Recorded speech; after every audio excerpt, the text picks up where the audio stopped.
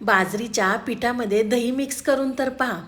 थंडीमध्ये आठवड्यातनं 3 ते 4 वेळा करावी नक्कीच ही रेसिपी. हाय हॅलो नमस्ते, स्वाती सांडभोर या यूट्यूब चॅनलवर तुम्हा सगळ्यांचं अगदी मनापासून स्वागत करते. तर चला, तुमचासुद्धा खूप वेळ घेत नाही, लगेच रेसिपीला सुरुवात करूया. इथे मी बाऊल घेतलेला आहे. त्यामध्ये आपल्याला 1 कप बाजरीचं पीठ घ्यायचं आहे. 1 कप बाजरीचं पीठ घेतल्यानंतर त्यामध्ये आपल्याला 3 ते 4 चमचे दही घ्यायचं आहे. दही जर खूप आंबट असेल तर 2 चमचे घातलं तरी चालणार आहे. दही घातल्यानंतर आपल्याला चमच्याने दही बाजरीच्या पिठामध्ये मिक्स करून घ्यायचं आहे.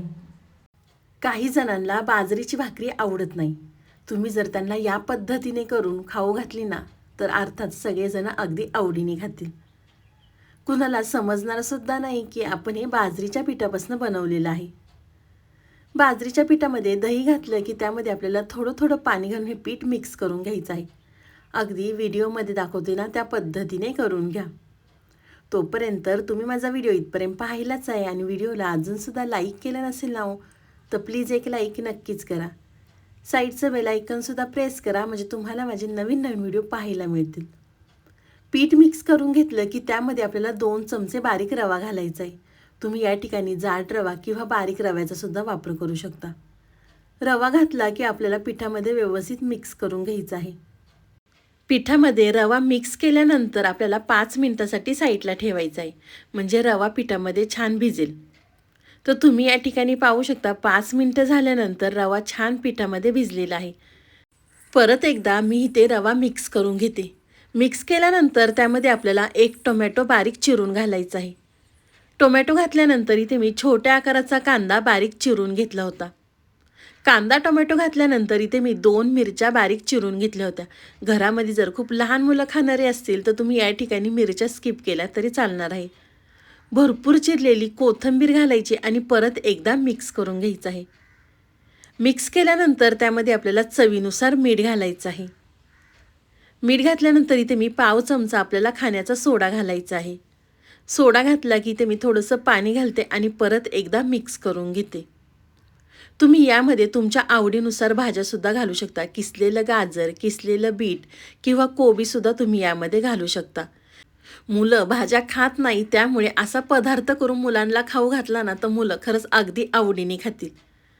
पीठ मिक्स केलं की इथे मी आप्पे पॅन गरम करून घेतलेला आहे. त्यामध्ये आपल्याला थोडंसं तेल घालायचं आहे. तुम्ही तेल किंवा तूपसुद्धा या ठिकाणी वापरू शकता. तेल घातलं की त्यामध्ये आपल्याला पांढरे तीळ घालायचे आहेत. आपण बाजरीचं पीठ आणि त्यामध्ये आपण तीळसुद्धा घातलेलं आहे, त्यामुळे आपल्याला तीळ हे शरीरासाठी खरंच खूप चांगले असतात. तीळ खाल्ल्याने आपले हाडंसुद्धा अगदी मजबूत होतात. तर आप्पे पॅनमध्ये तीळ घातल्यानंतर आपण जे बाजरीचं पीठ तयार करून घेतलं होतं ते आपल्याला आप्पे पात्रामध्ये घालायचं आहे की नाही. अगदी मस्त रेसिपी. जर मुलं बाजरीची भाकरी खात नसेल ना, तर तुम्ही त्यांना अशा पद्धतीने खाऊ घाला. लहानांपासून मोठ्यांपर्यंत खरंच सगळेजण आवडीने खातील. इथे मी आप्पे पात्रामध्ये सगळं पीठ घातल्यानंतर आपल्याला झाकण ठेवायचं आहे आणि बारीक गॅसवर आपल्याला 2 ते 3 मिनटं एक साईड भाजून घ्यायची आहे. तर 2 ते 3 मिनटं झाल्यानंतर वरची बाजू पाहू शकता तुम्ही कोरडी झालेली आहे. त्यानंतर आपले आप्पे दुसऱ्या साईडने भाजून घ्यायचे आहेत. पाहू शकता छान असे खरपूस एका साईडने आप्पे हे भाजलेले आहेत. तर सगळे आप्पे मी पलटी करून घेते आणि दुसऱ्या साईडने सुद्धा छान आपल्याला खरपूस भाजून घ्यायचे आहे. आपण तीळ घातलेले आहे त्यामुळे आप्पे दिसायला सुद्धा किती छान दिसतात ते तुम्ही पाहू शकता या ठिकाणी. तर दुसऱ्या साईडने सुद्धा पलटी केल्यानंतर दुसरी बाजूसुद्धा अगदी छान भाजलेली आहे. रंगसुद्धा आप्प्यांना किती छान आलेला आहे, पाहू शकता. मस्त आपले बाजरीचे आप्पे हे तयार झालेले आहे. मुलांच्या टिफिनसाठी, नाश्त्यासाठी तुम्ही अगदी झटपट करू शकता. तर दुसरी बाजूसुद्धा भाजल्यानंतर एका प्लेटमध्ये काढून घेते. यामध्ये आपण रव्याचा वापर केलेला आहे ना, त्यामुळे आप्पे अगदी खुसखुशीत तयार होतात. तर सगळे आप्पे एका प्लेटमध्ये काढल्यानंतर अशाच पद्धतीने ते मी दुसरेसुद्धा आप्पे करून घेते.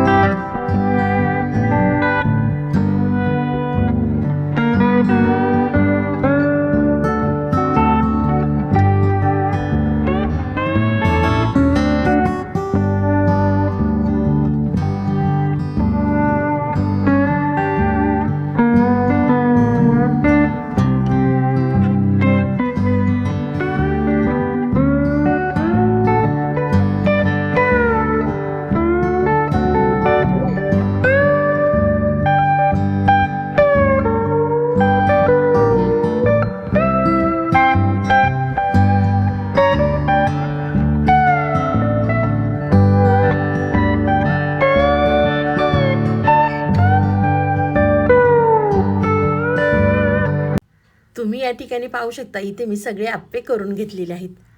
तुम्हाला ही माझी आजची रेसिपी कशी वाटली ती मला नक्कीच कमेंट करून सांगा. व्हिडिओ आवडला तर व्हिडिओला लाईक, कमेंट, सबस्क्राईब करायला विसरू नका. तुम्हाला माझा व्हिडिओ खूपच आवडला असेल ना, तर तुमच्या नातेवाईकांमध्ये, मित्रमैत्रिणींमध्ये व्हिडिओ शेअर करायला सुद्धा विसरू नका. तर चला, तुम्ही माझा संपूर्ण व्हिडिओ पाहिल्याबद्दल थँक्यू सो मच. पुन्हा भेटूया असाच एक छानसा व्हिडिओ घेऊन. तोपर्यंत बाय.